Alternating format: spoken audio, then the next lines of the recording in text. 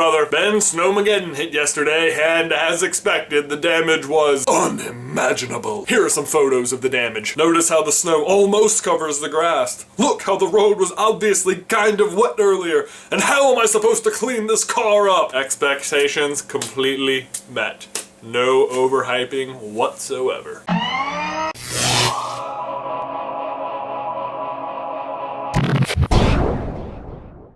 Ben, to answer your question yesterday about intent, which by the way I think was one of my favorite videos of yours. If you guys haven't watched it, you should. Click right here. I would love for it to be super simple and for me to just say, no, intent doesn't matter, because if you arrive at the same finish line, why does it matter how you got there? But I think if you go into it with like good intentions, chances are you hold yourself to a higher standard, you have a higher feeling of responsibility, and once you accomplish your initial goal, chances are you're going to use that goal to accomplish more good things.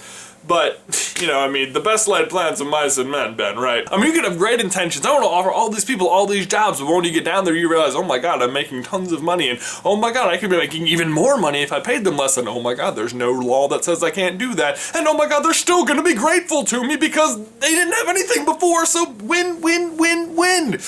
Unless you're the people. Then lose. So, I guess I don't know. Moving on, though.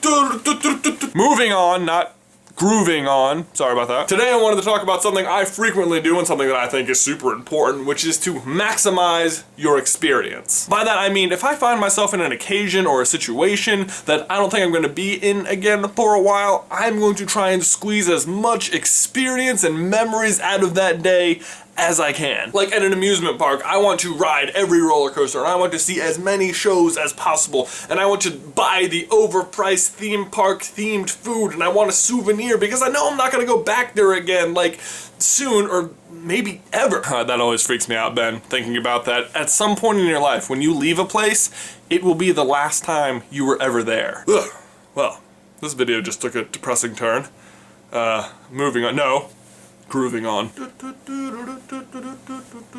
doesn't look like you're maximizing the experience of this transition. Does this matter? Kinda looks like you're milking a cow, but yes, I guess. But if I'm celebrating a holiday or an anniversary and we're like out at a restaurant, you know, it's a special occasion. It gives you an excuse to kind of like go all out a little bit. I like to, you know, get a drink and get an appetizer and a steak and a dessert. Ugh, now I'm really hungry. Anyone want to get dinner? That would be an occasion, right? Meeting one of you guys in person?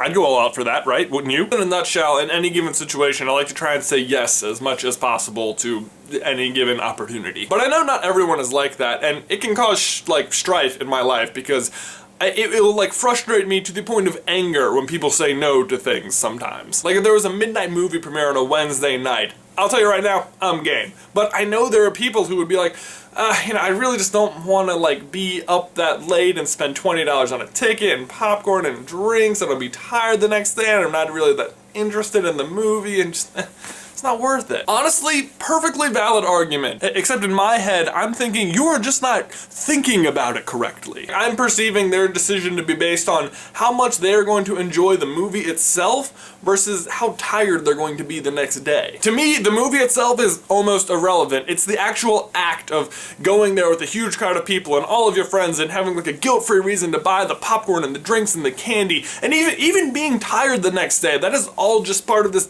big giant ball of experience that I get to carry with me the next day that I wouldn't get if I just stayed home. So my challenge for everybody is just to say yes more often to more opportunities and try more things, because it's fun and it's not necessarily about the thing, it's just about the experience. And Ben, my question for you and everybody else is, are you the kind of person who likes to experience as much as possible, or are you like content with bringing a peanut butter and jelly on your day trip to New York City because it's more practical and less expensive? And let me know in the towel section below, and I will see you in another life, brother. Welcome to the end screen! Don't forget to share this video with everyone you've ever met in your entire life. I mean, how hard can it be? Really. Also, if you haven't subscribed to us, please do so. Really appreciate that. Although, honestly, if you're not subscribed to us and you made it all the way to the end screen, then bravo.